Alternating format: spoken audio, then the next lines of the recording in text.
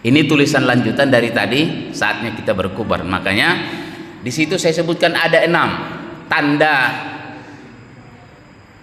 orang berkurban itu, ada menunjukkan 5 tanda. Dan 5 tanda itu saya urai lagi di tulisan yang terakhir ini, yaitu tanda kepatuhan. Kalau begitu, setelah kita berkurban, tetaplah patuh, gitu Pak. Tetaplah patuh. Patuh apa? Patuh kepada panggilan Allah Subhanahu wa ta'ala. Kalau Nabi Ibrahim patuh, dia disuruh menyembelih anaknya, siapa tak berat? Biar Nabi pun dia berat, itu kan. Puluhan tahun udah tua dia, baru dapat anak, lagi bagus-bagusnya macam ini, usia 10, 12, 13 tahun, disuruh disembelih. Nabi pun dia tetap berat, makanya tidak langsung kan 3 hari betul-betul. Nah kita tidak disuruh menyembelih anak, dan agama tidak mau manusia dikorbankan, cukup hewan saja. Nah, tapi tanda kepatuhan kita, kalau ada perintahnya dari Allah, sudah sami'na wa ata'na, patuh dan taat. Bukan sami'na wa asoina, patuh tapi bantah. Ya patuh dah, cuma kan kita kan begitu keadaannya kan Pak. Gimana itu? Iya, cuma kan kita cari alasannya, ya Pak Joya kan. Iya memang, tapi kannya ini Pak Samsul ya, tapi kan apalagi orang-orang sekuler yang sekarang ini Pak, yang sekuler, pluralisme, liberalisme, spilis tuh, yang mengandalkan akal tuh Pak, semuanya digugat. Bahkan Quran ini pun digugat. Ini buatan Muhammad ini. Wah, udah. Kalau kita tidak Pak, kalau Allah sudah perintahkan, laksanakan. Allah suruh kita sholat aja, belum mengerti, sholat aja dulu.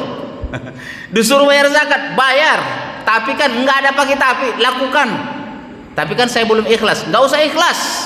Kalau saya bilang, iya kan, saya mau beramal Pak, tapi belum ikhlas, nggak usah, beramal aja. Nanti lama-lama juga ikhlas.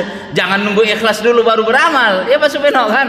Saya belum ikhlas. Dulu kan saya bilang, gimana Pak Tanjung, saya mau bersedekah tapi saya belum ikhlas, jadi nanti saya tunggu dulu, saya ikhlas dulu. Saya bilang nggak usah, dalam duit yang disedekahin itu nggak ada tulisannya tidak ikhlas, nggak ada tulisannya, langsung transfer aja. Nggak ikhlas nggak apa-apa, teruskan aja. Jadi beramal saja dulu baru ikhlas. Jangan nunggu ikhlas baru beramal. Kapan kita beramalnya? Nggak ikhlas ya Pak Jaya ya.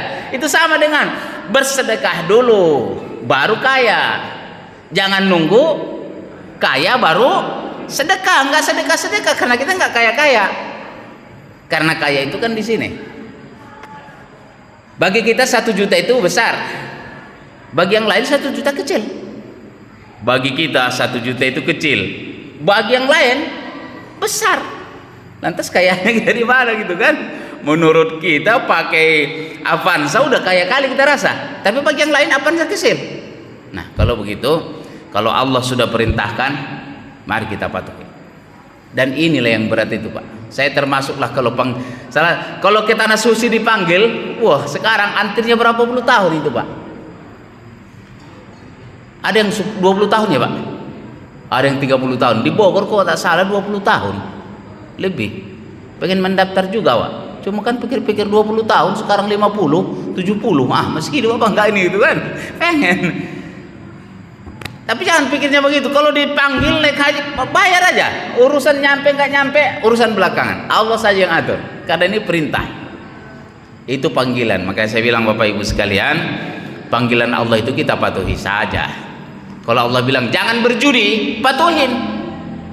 Sekarang Masya Allah udah hancurlah kita semuanya Pak nih. Negara ini pun hancur. Apalagi kemarin kan pusat data nasional dibajak, sampai bandara imigrasi nggak ada datanya Pak. Wah rapuh kali lah negara kini. Awak tak paham lah urusan macam ini. Tapi kalau sudah data negara itu dihacker sama orang itu kan Pak, udah nggak ada apa-apanya lagi. Ya kan Pak ya? Coba bandara tuh mati Pak ininya, sistemnya nggak ketahuan siapa yang mau masuk, siapa yang nggak ketahuan lagi. Mainlah judi online, pinjaman online, game online, semua kemungkarannya online sekarang, Pak. Dan yang paling menyedihkan, Bapak Ibu, saya sampaikan tadi, saya ceramah juga di Bogor itu, ada profesor dari IPB. Justru katanya, Pak, di kota Bogor itu adalah paling besar se-Jawa Barat yang terlibat judi online. Dan dari sekian banyak orang yang di Bogor itu lebih dari 50% guru. Matilah kita. Coba, Pak, kalau sudah guru yang terlibat judi online, kalau DPR pula berjudi, duitnya banyak sana, biarin aja lah situ. Coba, Pak, diundang PPATK kemarin di DPR kan? Dibuka sama PPATK-nya. Dan sebagian nih, Pak, nama yang menjudi adalah anggota DPR 1000 lebih. Berapa ribu gitu kan? Nah, di depan DPR, apa perlu kami buka ini? Pada nunduk. Udah diserahkan ke Badan Kehormatan DPR saja katanya. Nah, coba kalau DPR-nya juga berjudi, pemerintahnya ikut berjudi, dan gurunya ikut berjudi. Saya kalau udah memikirin yang begini, rasa-rasanya tak sanggup lagi kita ini memikul beban mendidik anak bangsa ini. Coba,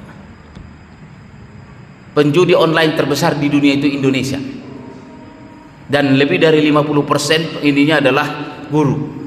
Kalau di Kota Bogor tadi katanya selain guru itu adalah mahasiswa, Pak. Yang paling banyak ikut judi online itu adalah mahasiswa. Dan sekarang ternyata data kemarin saya tonton di TV One itu, anak SD sudah ikut main judi online, umurnya 12-11 tahun. Ayo, gimana nih kepala sekolah SMA Negeri Ciseeng itu kan? Kita artinya begitulah beratnya tanggung jawab kita ini, Pak. Tapi jangan bebankan itu ke sekolah. Tengoklah guru-gurunya itu. Kita kemarin berapa tahun lalu ada satu guru, Pak, didatangin sama penagih karena dia ikut, langsung kita keluarkan. Saya udah bilang, begitu ada orang yang menagih hutang kalian ke sini, hari itu kau berhenti, selesai urusan. Karena hilang sudah muruah kita. Kenapa? Gurunya guru DU judi online, mati kita. Nauzubillah min dzalik. Miskin kita. Tapi kan udah dibilang sama apa itu, Pak, tuh, nggak mungkin yang berjudi itu menang, karena sudah diatur, mesinnya udah diatur. Dikasih dulu menang 1 juta, ditaruhnya 10 juta. Dikasih dulu 10 juta, taruhnya 100 juta. Udah 100 juta, nah, lama-lama tak dapat lagi. Orang udah diatur. Macam judi di kampung kita dulu, Pung. Pelatak main ludo, apa ludo? Apa itu? Yang begini, krak. Apa namanya? Dadu, Pak, dadu. Krak. Begitu 10.000 menang. Aku 20.000 menang. Ternyata dikasih sama dia. Begitu 100.000 udah. Rupanya udah ada di main itu di set. Kalah. Pulang berantem sama bini. Itu kan. Dan sekarang ternyata, Pak, dan pengadilan tuh di Cianjur kemarin tuh berapa ratus perceraian itu, Pak, karena salah satunya judi online. Yang kemarin polisi membakar suaminya judi online. Udahlah,